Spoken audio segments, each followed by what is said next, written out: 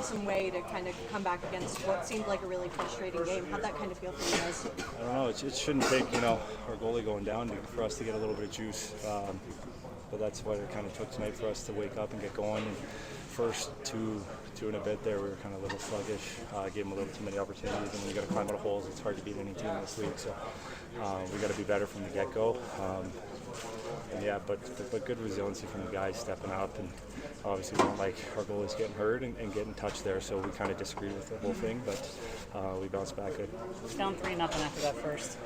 What was set in the room between periods? Not a lot. It was pretty cut and dry clear. That wasn't good enough. That's not our standard. That's not what we've built here over the years, is of a standard of success and compete and determination and execution, and it just wasn't there in the first period, and we all know that. So sometimes it's easier that way than when you're searching for answers. It's a little bit harder, but we knew that wasn't good enough. What was the explanation given for why the play wasn't stopped when you could be in serious game? Well, they seem to think our guy pushed him in there. I disagree with it. When a smaller guy cuts underneath a bigger guy, in that kind of ice, your edges are going to go, and it's just physics. A bigger guy's going to knock over a shorter guy in that situation. Unfortunately, it goes right into our goalie, and they don't see it the same way, and review it and don't see it the same way, and I still disagree with it. I think most of us do in here. I don't think Kelly was at fault really for anything that he did there. He doesn't really have a choice but to engage with that guy when he cuts under him. So, we hope Wedgie's all right, and we'll move on from it. Things could have easily come unglued after a moment like that with, everything happened in the crowd and all that stuff. What kind of, is that something you guys have experienced, or just the experience comes into play? Yeah, that's over the last 5-6 years of building that, of understanding when, it's not good enough and sticking with it, and then finding it at some point. You want it to come earlier than that, usually in a game. If you have a bad first, you want to be able to pop off in the second and show up. And we were a little better in the second, but still not good enough. But, we've built that over the years of that intensity and being able to gear it up if we need it. And tonight we did, and we brought it. Miko said the energy in the building was kind of like a playoff atmosphere. Do you agree with that?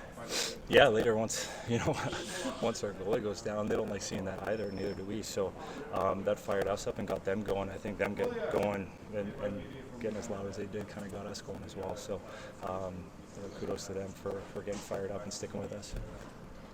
Cam McCarr, 2 goals tonight too. How does it feel to kind of play with a guy like that next to you? Yeah, normal now, fun to watch. Unreal.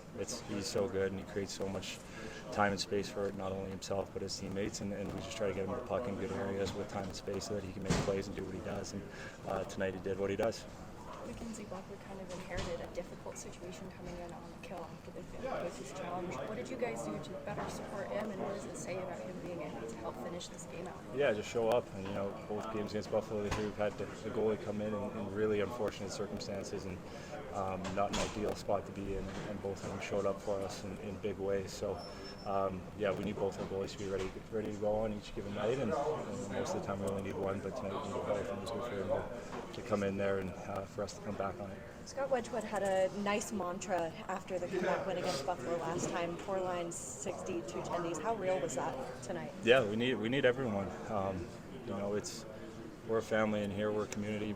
We pick each other up when one guy gets down, and tonight Wedgie went down, and we're able to pick him up, and it takes everyone. You usually maybe see a whistle on a play like that when he goes down. What was your perspective on when Scott goes down there? Yeah, I agree. I mean, if it's in the neutral zone, it's a different story, but we're talking about a goaltender and the puck's down, and that puck goes to the point and a slap shot comes in or something, you could seriously get hurt again on a play like that. So it's a weird one to me. I don't understand it, so we'll probably need an explanation on that.